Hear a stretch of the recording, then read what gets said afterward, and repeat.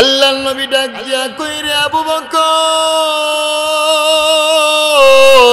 কেন তুমি কান্না করতেছো? তোমার কি বাড়ির কথা স্মরণ হয়েছে? তোমার কি পরিবার পরিজনের কথা স্মরণ হয়েছে নাকি? সিদ্দিক আকবর রাদিয়াল্লাহু তাআলা আনহু তখন ডাক দিয়া কয়, গো নবীজি, আপনি ভালোভাবে শুনে নেন, যেই দিন থেকে পড়েছি লা ইলাহা ইল্লাল্লাহু মুহাম্মাদুর রাসূলুল্লাহ, ওই দিন থেকে আল্লাহ এবং আল্লাহর রাসূলের চাইতে বেশি ভালো আমি আবু বকর অন্য কাউকে বাসি নাই। তাহলে কেন কান্না করতেছো? সিদ্দিক আকবর ডাক দিয়া কই, নবী গো, ওগো নবীজি, আমি আমার চাদরটা ছিঁড়ে সমস্ত ছিদ্রগুলো বন্ধ করে দিলাম, একটি মাত্র ছিদ্র বাকি রয়ে যায়, ওইটা আমার পা দিয়ে আমি ঢেকে রেখেছিলাম। ওইখান থেকে একটি বিষধর সাপ আমার পায়ের মধ্যে দংশন করেছে, আর এর যন্ত্রণায় আমি ছটফট করতেছি। নবীজি তখন নবীজির মুখের লালা মুবারক সিদ্দিকে আকবরের পায়ে লাগিয়ে দিলেন, সাপের বিষ পানি হয়ে যায়। রাহমাতুল লিল আলামিন নবী কোরআনে প্রমাণ, আশিক বিনে কে বুঝিবে আমার দয়ার নবীজির শান। নবী আমার মদিনারি বুলবুল,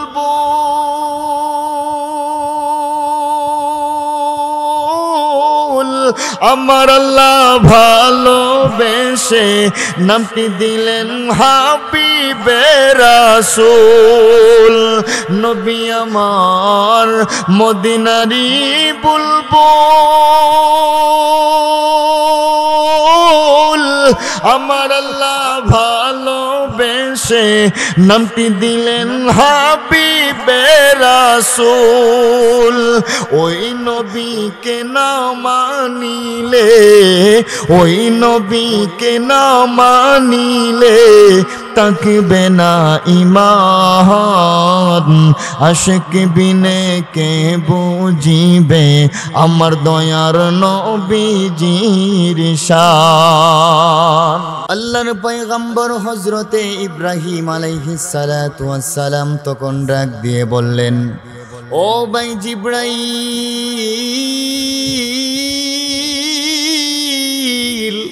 তোমরা এসেছো নমরুদের অগ্নিকুণ্ড নিভিয়ে দেওয়ার জন্যে, কিন্তু আমি এমন আল্লাহর গোলামি করি না, এমন আল্লাহর ইবাদত করি না যে আল্লাহ রাব্বুল আলামিন আমাকে দেখতে পায় না।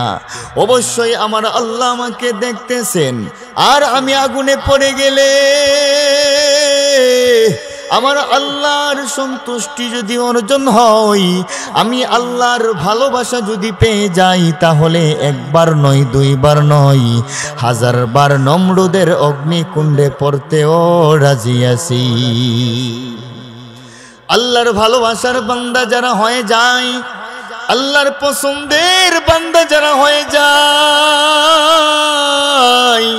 তাদের অন্তরে আমার আল্লাহর ভালোবাসাটাই তাকে সবচাইতে বেশি। দুনিয়ার কোনো কিছুই তারা চায় না, তারা একমাত্র আমার আল্লাহর ভালোবাসা চায়।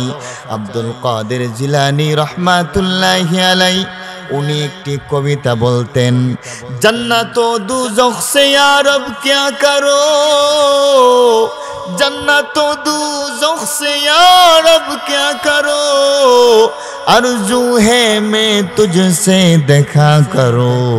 আব্দুল কাদের জিলানী রহমাতুল্লাহি আলাইহি বলতেন, ওগো আল্লাহ, আমাকে যদি তুমি জাহান্নামের আগুনের মধ্যেও দিয়ে দাও, এমন একটা স্থানে আমাকে তুমি রাখবা যে স্থান থেকে তুমি আল্লাহরে দেখতে পারি। আর যদি তুমি মাওলার জাহান্নামের আগুন থেকেও একটি নজর দেখতে পারি রে মালিক, আমার তো মনে হয় জাহান্নামের আগুনের মধ্যেও আমার কোনো কষ্ট লাগবে না। মাই আশিকে মাওলা হু মগর ইশকে নিরালা, মাই আশিকে মাওলা হু মগর ইশকে নিরালা, जुमला जहाँ जिसके तजल्ली से उजाला, जुमला जहाँ जिसके तजल्ली से उजाला। আল্লাহর ভালোবাসার বান্দা যারা, মুমিন বান্দা যারা হয়ে যায়, তাদের অন্তরে আমার আল্লাহর ভালোবাসাটা কেমন কেমন। আল্লাহর পয়গম্বর হযরতে ঈসা আলাইহিস সালাতু ওয়াস সালাম একদিন রাস্তা দিয়ে হাঁটতেছে, দেখতে পেল সুন্দর একটি যুবক, খুব সুন্দর তার চেহারাটা। উনি চিন্তা করলো এত সুন্দর একটি যুবক, না জানি ওই যুবকের জবান থেকে আমার আল্লাহ পাকের নামটা শুনলে কত ভালো লাগবে, কত মজা লাগবে। আল্লাহর পয়গম্বর হযরতে ঈসা আলাইহিস সালাতু ওয়াস সালাম ওই যুবকের কাছে গেলেন, গিয়ে ডাক দিয়া কইরে যুবক, আল্লাহ তোকে এত সুন্দর একটা আকৃতি দান করেছে, এত সুন্দর তুমি যুবক, না জানি তোমার জবান থেকে আমার আল্লাহ পাকের নামটা শুনলে কত ভালো লাগবে। তুমি মেহেরবানি করিয়া আমার মাওলা পাকের নামটা তোমার জবান থেকে আমি একটু শুনতে চাই। ওই যুবক তখন ডাক দিয়া বলে, না না না, এমনিতেই শোনা যাবে না, যাবে না। একবার যদি আমার জবান থেকে আপনি আল্লাহর নামটা শুনতে চান, বিনিময়ে আপনার জিন্দেগির সমস্ত ইবাদত আমাকে দেওয়া লাগবে। আল্লাহর পয়গম্বর হযরতে ঈসা আলাইহিস সালাতু ওয়াস সালাম কই, যুবক, আমার জীবনের মধ্যে যত আমল আছে, যত ইবাদত বন্দেগীর সওয়াব আছে, সব তোমাকে দিয়ে দিলাম। তারপরেও আমার মাওলা পাকের নামটা একবার তুমি আমাকে শোনাও। আল্লাহর মহব্বতের বান্দা যারা, তারা আমার আল্লাহকে কেমন ভাবে ভালোবেসেছে, তাদের উপর যতই জুলুম করা হয়েছে, অত্যাচার করা হয়েছে, তারপরেও আমার মাওলা পাকের নাম চরণ থেকে তারা গাফেল হয়ে যায় নাই। আল্লাহর নবীর সাহাবী বেলাল রাদিয়াল্লাহু তাআলা আনহুর জীবনের দিকে লক্ষ্য করে দেখুন। মরুভূমির উত্তপ্ত বালুর উপর ওনাকে শোয়াই দিত, ওনাকে প্রহার করা হতো। তখন এই দৃশ্যটা যখন আবু বকর রাদিয়াল্লাহু তাআলা আনহু দেখতে পেল, বেলালকে মরুভূমির উত্তপ্ত বালুর উপর শোয়াই দেওয়া হয়েছে, তারপরও বেলাল আহাদ আহাদ আহাদ একত্ববাদের সাক্ষ্য দিয়ে যাচ্ছে। হযরতে আবু বকর রাদিয়াল্লাহু তাআলা আনহু কি তখন বললেন, আরে বেলাল, এত জুড়ে জুড়ে তুমি আহাদ আহাদ শব্দ বইলো না, কারণ তুমি যখন জুড়ে জুড়ে আহাদ আহাদ শব্দ বলো, কাফের কুফারেরা তোমার উপর জুলুম নির্যাতন আরো বেশি চাপিয়ে দেয়। তুমি আস্তে আস্তে আহাদ আহাদ নাম উচ্চারণ করবা। এই কথা বলে আবু বকর রাদিয়াল্লাহু তাআলা আনহু চলে গেল। পরের দিন আবার দেখতেছে উত্তপ্ত বালুর উপর বেলালকে শোয়াই দিল, এমন ভাবে প্রহার করতেছে বেলাল, তারপরেও আহাদ আহাদ নাম উচ্চারণ করতেছে। আবু বকর রাদিয়াল্লাহু তাআলা আনহু বেলালের কাছে আসলেন, আয়েশা ডাক দিয়া কইরে, বেলাল, তোরে না বললাম রে এত জুড়ে জুড়ে আহাদ আহাদ বলার দরকার নাই, তারপরেও কেন এত জুড়ে জুড়ে আহাদ আহাদ তুমি বলো? তখন বেলাল রাদিয়াল্লাহু তাআলা আনহু বলেন, ও ভাই আবু বকর, ওগো নবীজির সাহাবী, আপনি শুনে নেন, এই কাফের কুফারেরা আমার উপর যতই জুলুম করুক না কেন, যতই অত্যাচার করুক না কেন, আমার মাওলা পাকের নামটা যখন একবার আমি নিয়ে নেই, তাদের তাদের সমস্ত জুলুম, তাদের সমস্ত আঘাত আমি কোনো পরোয়া করি না, আমার কোনো কষ্ট লাগে না। এই জন্য ভাইয়েরা আমার, আমরা জানতে পারলাম মুমিন বান্দার অন্তরে আল্লাহর ভালোবাসাটাকে সবচাইতে বেশি। এইবার আসুন, আল্লাহ রাব্বুল আলামিন বলেছে যে তোমরা যদি আমি আল্লাহকে পেতে চাও তাহলে আমার হাবিবের অনুসরণ করো, আমার রাসূলের অনুকরণ তোমরা করো। কারণ আপনি আমার নবী রাহমাতুল লিল আলামিনকে আল্লাহ রাব্বুল আলামিন এমন একটি আদর্শ দিয়েছিলেন, এমন একটি চরিত্র দিয়েছিলেন যা অন্য কাউকে দেওয়া হয় নাই, যেটাকে বলা হয় খুলুকে আযীম। চরিত্র তিন ধরনের হয়। এক ধরনের চরিত্র হলো আপনি একজনকে গালি দিলেন, সে পাল্টা আপনাকে গালি দিল। দুই নম্বর হলো আপনি একজনকে গালি দিলেন, সে আপনাকে গালি দিল না, আপনাকে ক্ষমা করে দিল। এটা এক ধরনের চরিত্র। আর আরেক ধরনের চরিত্র হলো আপনি একজনকে গালি দিলেন, সে আপনাকে গালি দিল না, বরং এমন নম্র ভদ্র আচরণ আপনার সঙ্গে করলো, তার স্বভাবটাও আপনার মাঝে চলে আসলো। এমন আচরণ ছিল আপনি আমার নবী রাহমাতুল লিল আলামিনের। নবীজির আচরণটা কেমন ছিল, কেমন স্বভাবের অধিকারী ছিল? আল্লাহর পয়গম্বর নবী মুহাম্মদুর রাসূলুল্লাহ সাল্লাল্লাহু আলাইহি ওয়াসাল্লাম একদিন একটি গাছের নিচে বিশ্রাম নিতেছেন। নবীজির চোখে ঘুম চলে আসলো। এমন সময় লক্ষ্য করে দেখে একজন কাফের নবীজির সামনে এসে উপস্থিত হলো। তরবারিটা উঁচু করে কই, মুহাম্মদ এবার বলো তো দেখি আমার হাত থেকে তোমাকে কে রক্ষা করবে? নবীজি আমার মুস্কি হেসে ওই কাফেরকে ডাক দিয়ে বলল, রে কাফের, তোর হাত থেকে আমাকে রক্ষা করবে একমাত্র আমার আল্লাহ। ওই কাফের ভাবছিল নবীজি হয়তো ভয় পেয়ে যাবে, কিন্তু না না, নবীজি বলল আমাকে তোমার হাত থেকে রক্ষা করবেন একমাত্র আমার আল্লাহ। যেই মাত্র এই কথাটা শুনলো, ওই কাফেরের সমস্ত শরীরের মধ্যে কম্পন সৃষ্টি হয়ে গেল। তার হাত থেকে তরবারিটা জমিনের মধ্যে পড়ে যায়। আল্লাহর নবী তখন ওই তরবারিটা লইয়া ডাক দিয়া কই, রে কাফের, এবার তুই বলতো দেখি আমার হাত থেকে তোকে কে রক্ষা করবে? এই কথাটা বলার পরে ওই কাফের এত পরিমাণে ভয় পেয়ে গেল। ওই কাফের তখন সঙ্গে সঙ্গে ডাক দিয়ে কয়, ওগো নবীজি, ওগো আল্লাহর পয়গম্বর, বুঝতে পারি নাই, আমার বড় অন্যায় হয়ে গেছে, আমার বড় ভুল হয়ে গেছে, মেহেরবানি করে আপনি আমাকে ক্ষমা করে দেন। যেই মাত্র এই কথাটা বলেছে, নবীজি কয়, রে কাফের, তোকে আমি হত্যা করব না, আমি নবী যা তোকে ক্ষমা করে দিলাম। আমার নবীর আদর্শ এত সুন্দর, এত সুন্দর। ওই কাফের আর দেরি করল না, ডাক দিয়া কই, নবী গো, আপনি নবীর আদর্শ এত সুন্দর আমি আগে চিন্তা করতে পারি নাই, আমি আর দেরি করতে চাই না, আপনি এখনই আমাকে মুসলমান বানায়া দেন। আমার নবীর আদর্শ এত সুন্দর, এত সুন্দর।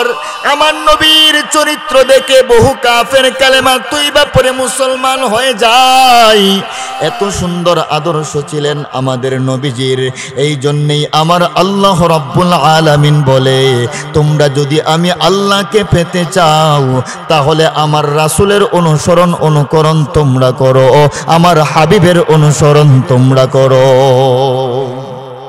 এইবার আসুন, আল্লাহকে পেতে হলে রাসূলের অনুকরণ করা লাগবে। রাসূল সাল্লাল্লাহু আলাইহি সাল্লামকে আমাদের অনুসরণ করা লাগবে, আবার ভালোবাসতে হবে নিজের জীবনের চাইতেও বেশি। রাসূলুল্লাহ সাল্লাল্লাহু আলাইহি সাল্লাম হাদিসের মধ্যে বলেন যে একজন ব্যক্তি ততক্ষণ পর্যন্ত খাঁটি মুমিন হতে পারবে না যতক্ষণ পর্যন্ত তার অন্তরে আমি নবীর মহব্বত নিজের মায়ের চাইতে, বাবার চাইতে, স্ত্রী, পুত্র, পরিবার পরিজন, এমনকি তার নিজের জীবনের চাইতেও যতক্ষণ পর্যন্ত আমি নবীকে বেশি ভালো না বাসবে ততক্ষণ পর্যন্ত সে খাঁটি মুমিন হতে পারবে না। এই জন্য আমাদের উচিত রাসূলের ভালোবাসাটা রাখা চাই আমাদের অন্তরে সব চাইতে বেশি। রাসূলের ভালোবাসাটা কেমন ভাবে রাখতে হবে, কেমন ভাবে নবীজিকে ভালোবাসতে হবে। সাহাবাই কেরামের জীবনের দিকে তাকান, তারা জীবনের পরোয়া করে নাই, নিজের জীবনটা যায় যায় অবস্থা, তারপরেও রাসূলের ভালোবাসাটাকে তারা প্রাধান্য দিয়েছে। আল্লাহর নবীর সাহাবী হযরতে আবু বকর রাদিয়াল্লাহু তাআলা আনহু কে নিয়ে নবীজি যেই দিন হিজরত করে মক্কা ছেড়ে মদিনায় চলে গিয়েছিলেন, যখন আশ্রয় নিলেন সিদ্দিকে আকবর রাদিয়াল্লাহু তাআলা আনহু গুহার মধ্যে সমস্ত ছিদ্রগুলো বন্ধ করে দিলেন। হঠাৎ করে একটা ছিদ্র দেখতে পেল, উনি চিন্তা করলো ওই ছিদ্রটা যদি বন্ধ না করি বিষাক্ত কোনো পোকামাকড় হয়তো হিংস্র সাপ নবীজিকে দংশন করতে পারে। এই কথা চিন্তা করে উনি ওনার নিজের পা দিয়ে ওই ছিদ্রটা বন্ধ করে রাখলেন। অপরদিকে নবীজি সিদ্দিকে আকবরের উরুর মধ্যে আরাম করতেছিলেন, এমন অবস্থায় একটি সাপ ওনার পায়ের মধ্যে দংশন করেছে। বিশ্বের যন্ত্রণায় উনি ছটফট ছটফট করতেছে। হঠাৎ করে ওনার এক ফোঁটা চোখের পানি নবীজির গাল মোবারকের মধ্যে পড়ে যায়। আল্লাহর নবী ডাক দিয়া কইরে, আবু বকর কেন তুমি কান্না করতেছো? তোমার কি বাড়ির কথা স্মরণ হয়েছে? তোমার কি পরিবার পরিজনের কথা স্মরণ হয়েছে নাকি? সিদ্দিকে আকবর রাদিয়াল্লাহু তাআলা আনহু তখন ডাক দিয়া কয়, গো নবীজি আপনি ভালোভাবে শুনে নেন, যেই দিন থেকে পড়েছি লা ইলাহা ইল্লাল্লাহু মুহাম্মাদুর রাসূলুল্লাহ, ওই দিন থেকে আল্লাহ এবং আল্লাহর রাসূলের চাইতে বেশি ভালো আমি আবু বকর অন্য কাউকে বাসি নাই। তাহলে কেন কান্না করতেছো? সিদ্দিকে আকবর ডাক দিয়া কই, নবী গো, ওগো নবীজি, আমি আমার চাদরটা ছিঁড়ে সমস্ত ছিদ্রগুলো বন্ধ করে দিলাম, একটি মাত্র ছিদ্র বাকি রয়ে যায়, ওইটা আমার পা দিয়ে আমি ডেকে রেখেছিলাম। ওইখান থেকে একটি বিষধর সাপ আমার পায়ের মধ্যে দংশন করেছে, আর এর যন্ত্রণায় আমি ছটফট ছটফট করতেছি। নবীজি তখন নবীজির মুখের লালা মুবারক সিদ্দিকে আকবরের পায়ে লাগিয়ে দিলেন, সাপের বিষ পানি হয়ে যায়। রাহমাতুল লিল আলামিন নবী কোরআনে প্রমাণ, আশিক বিনে কে বুঝিবে আমার দয়ার নবীজির শান।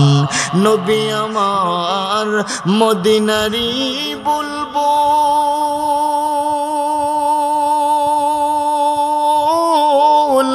আমার আল্লাহ ভালোবেসে নামটি দিলেন হাবিবে রাসূল। নবী আমার মদিনারি বুলবুল,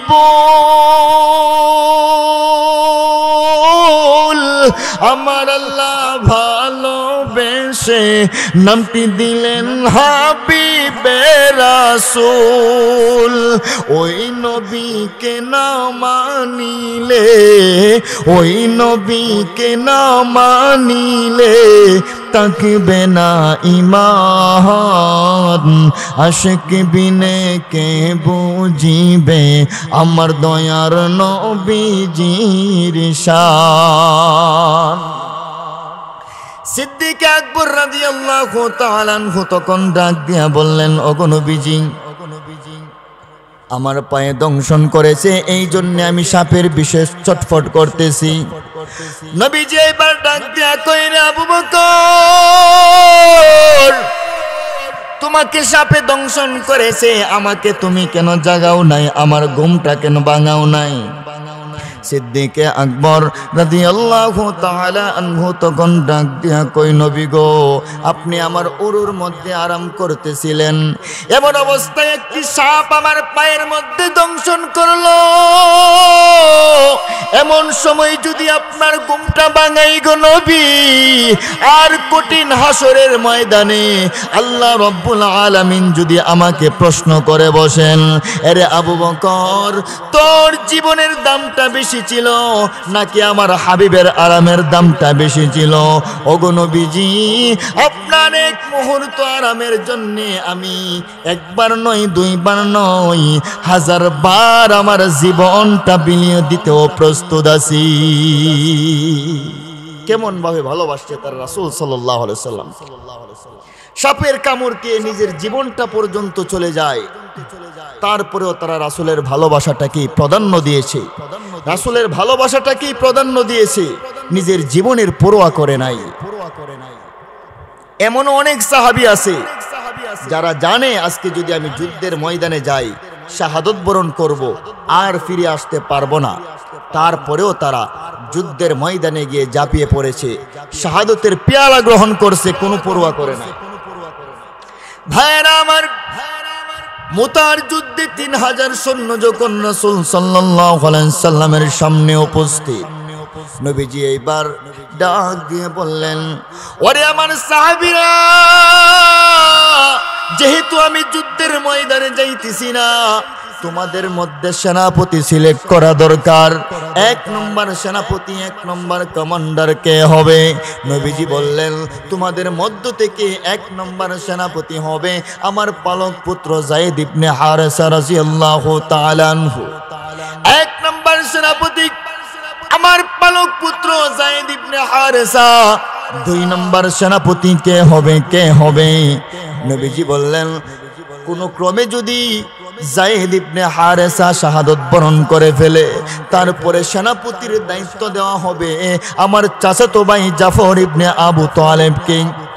জাফর বিন আবু তালেব যদি শাহাদত বরণ করে ফেলে, কাফির কুফারদের সঙ্গে যুদ্ধ করতে করতে যদি চলে যায়, শাহাদতের পেয়ালা যদি গ্রহণ করে ফেলে, তারপরে সেনাপতির দায়িত্বটা গ্রহণ করবে আমার যুবক একজন সাহাবী আব্দুল্লাহ বিন রওহা। এই 3 জনকে নবীজি সেনাপতি সিলেক্ট করে দিলেন, আর বললেন, তারপরে যদি আব্দুল্লাহ বিন রওহা শাহাদত বরণ করে ফেলে, তোমাদের মধ্য থেকে যে কোনো একজনকে সেনাপতি তোমরা সিলেক্ট করে দিবা, সেনাপতি নিযুক্ত করে দিবা। এই কথা বলে নবীজি বললেন, ও সাহাবীরা, তোমরা শুনে রাখো, শুনে রাখো, তোমরা যেই সেনাপতির দায়িত্ব পালন করবা, কোনোভাবেই যেন হকের ঝান্ডা জমিনের মধ্যে পড়ে না যায়, হকের ঝান্ডাটা সব সময় উঁচুর দিকে তোমরা ধরে রাখবা। এই কথা বলে নবীজি বলেন, ও আমার পালক পুত্র যায়েদ, যাও তোমার পরিবারের সঙ্গে শেষ দেখাটা করে আসো, সাক্ষাৎটা করে আসো। অনেকটি দৌড় মেরে চলে গেলেন। এইবার নবীজি বলেন, ও আমার চাচাতো ভাই জাফর বিন আবু তালেব, যাও তোমার পরিবারের সঙ্গে তুমি শেষ দেখাটা করে আসো। উনি চলে গেলেন, গিয়ে ওনার ছোট্ট ছোট্ট 2টা সন্তানকে 2 ওরুর মধ্যে বসালেন এবং তার বিবিকেও পাশে বসালেন। কথাবার্তা হলো, হঠাৎ করে জাফর বিন আবু তালেব ডাক দিয়া কই, রে বিবি, আজকে তুমি আমার জন্য এমন একটা দোয়া করবা, যুদ্ধের ময়দান থেকে যেন আমি আর ফিরে না আসতে পারি, আমি যেন শাহাদত বরণ করে ফেলি। তখন তার বিবি ডাক দিয়া কই, স্বামী গো, আমার ছোট ছোট 2টা মাসুম বাচ্চা, এই কথা বলবেন না, আমি আপনার জন্য দোয়া করি, আপনি যেন গাজী হয়ে ফিরে আসেন। এই কথা বলার পর জাফর বিন আবু তালেব নিজের তরবারিটা খুশমুক্ত করলেন, তরবারির উল্টো দিক দিয়ে তার বিবির হাতের মধ্যে আঘাত করলেন। বিবির হাতের মধ্যে আঘাত করার পর বলে, বিবি রে, তোর হাতটা কেন কাটলো না? তার বিবি ডাক দিয়া কই, স্বামী গো, তরবারির উল্টো দিক দিয়ে আঘাত করেছেন, এই জন্য আমার হাতটা কাটলো না। বলে, এরে আমার বিবি, তুমি আজকে আমার জন্য যতই দোয়া করো না কেন, আজকে আমি যুদ্ধের ময়দান থেকে ফিরে আসতে পারবো না, কারণ নবীজি আমার নামের সঙ্গে শহীদ শব্দ উচ্চারণ করেছে। এই কথা বলার পর জাফর বিন আবু তালেব স্ত্রীর কাছ থেকে চিরবিদায় নিয়ে যুদ্ধের ময়দানের দিকে রওনা দিয়ে দিল। তার ছোট ছোট দুইটা মাসুম বাচ্চা আব্বু আব্বু বলে কান্না করতেছে। তারপরেও ওনার কোনো মায়া লাগে নাই, যুদ্ধের ময়দানের দিকে চলে যায়। তারপরে আরেকজন 3 নম্বর সেনাপতি, 3 নম্বর কমান্ডার হযরত আব্দুল্লাহ বিন রওহা রাদিয়াল্লাহু তাআলা আনহু, নবীজি বলে, যা আব্দুল্লাহ, তোমার স্ত্রী ঘরের মধ্যে নববধূ এখনো বাসর করে নাই, যাও তোমার বিবির কাছ থেকে শেষ বিদায়টা নিয়ে আসো। আব্দুল্লাহ বিন রওহা করলেন কি, ওনার বাড়িতে গিয়ে ওনার দরজাটা বাহির দিকে লাগিয়ে ওনার বিবিকে নরম সুরে ডাক দিয়া বলেন, বিবি রে, আমি যুদ্ধের ময়দানে চলে যাইতেছি, আর ফিরে আসতে পারবো না, কারণ নবীজি আমার নামের সঙ্গে শহীদ শব্দটা উচ্চারণ করেছে, আমাকে তুমি চিরবিদায় দিয়ে দাও। ওনার বিবি ডাক দিয়া কই, স্বামী গো, আমি আপনার সঙ্গে সময় কাটাইতে চাই না, শুধুমাত্র একটিবার আপনার চেহারাটা দেখতে চাই, কঠিন হাসরের ময়দানে যেন আপনাকে দেখে আমি চিনতে পারি। আব্দুল্লাহ বিন রওহা বলেন, ও আমার প্রাণের বিবি, তুমি যদি এখন আমার চেহারাটা দেখো, আমি যদি তোমার চেহারাটা দেখি, তোমার প্রতি আমার মায়া লেগে যেতে পারে। আমার যদি মায়া লেগে যায়, আমি যদি যুদ্ধের ময়দানে অংশগ্রহণ না করতে পারি, মুনাফিকদের কাতারের মধ্যে আমার নামটা উঠে যাবে। সুতরাং তুমি যদি সত্যিকারে আমাকে ভালোবেসে থাকো, রাসূল বলেছে, যার সাথে যার মহব্বত তার সাথে তার কিয়ামত হবে, কঠিন হাসরের ময়দানে তোমার সঙ্গে আমার সাক্ষাৎ হয়ে যাবে, আমাকে তুমি বিদায় দিয়ে দাও। নববধূর কথা চিন্তা করলো না, ওই যুবক সাহাবী আব্দুল্লাহ বিন রওহা রাদিয়াল্লাহু তাআলা আনহু যুদ্ধের ময়দানের দিকে চলে গেলেন। উনি যুদ্ধের ময়দানে চলে গেলেন, কাফের আর মুসলমানদের মধ্যে তুমুল যুদ্ধ শুরু হয়ে গেল। 1 নম্বরে সেনাপতি হযরত যায়েদ ইবনে হারেসা রাদিয়াল্লাহু তাআলা আনহু, উনি যখন যুদ্ধ করতে করতে হকের পতাকা হাতের মধ্যে নিয়ে নারায়ে তাকবীর আল্লাহু আকবারের স্লোগান দিয়ে যখন যুদ্ধ করতেছে, যুদ্ধ করতে করতে এক পর্যায়ে কাফেররা ওনার উপর আক্রমণ করলো। উনি দেখা যাচ্ছে জমিনের মধ্যে লুটিয়ে পড়বে। নবীজি বলেছেন, হকের ঝান্ডা যেন কোনোভাবেই জমিনের মধ্যে পড়ে না যায়। হকের ঝান্ডাটা আয়েশা হাতের মধ্যে নিল জাফর বিন আবু তালেব।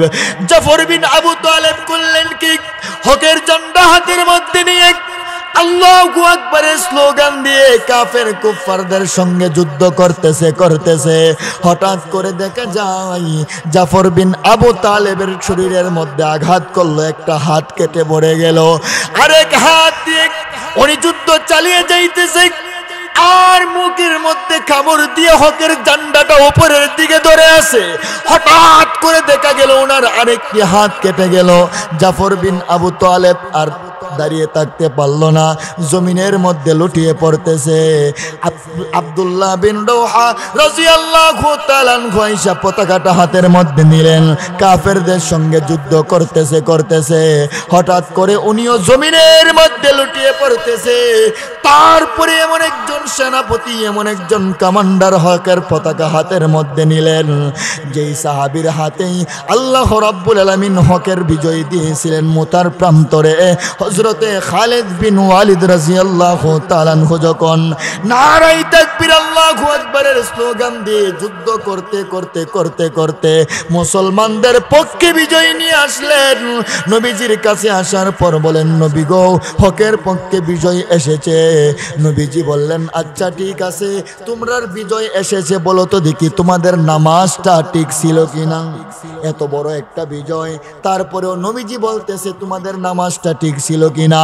এর দ্বারা প্রতীয়মান হয় মুসলমানদের বিজয় কোনো সংখ্যার দ্বারা আসে না, মুসলমানদের বিজয় আসে একমাত্র ঈমান দিয়া। সাহাবায়ে কেরাম নবীজিকে এমন ভালোবেসেছে, নিজের জীবনটা উৎসর্গ করে দিয়েছে। পাড়া প্রতিবেশী, স্ত্রী পুত্র পরিবার পরিজন সবাই থেকে নবীজির ভালোবাসাটাকেই তারা প্রাধান্য দিয়েছে। এই জন্যে দুনিয়ার জমিনের মধ্যে তাদের নাম স্বর্ণাক্ষরে লেখা হয়ে গেছে। সাহাবায়ে কেরাম নিজের জীবনের পরোয়া করে নাই যে আমার মরতে হবে, আমার বাঁচতে হবে এই পরোয়া করে নাই, হাসি মুখে তারা জীবনটা বিলিয়ে দিয়েছে। আজকে যদি আপনি আমিও নবীজিকে ভালোবাসি, নবীজিকে মহব্বত করি, তাহলে আমাদের সম্মানটা কতটুকু বেড়ে যাবে। একটা ঘটনা, হাদিসের একটা ঘটনা শোনাই।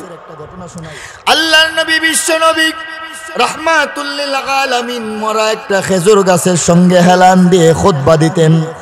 হঠাৎ করে একদিন এক মহিলা আয়েশা বলেন, ইয়া রাসূলুল্লাহ, ইয়া হাবিবাল্লাহ, নবী গো,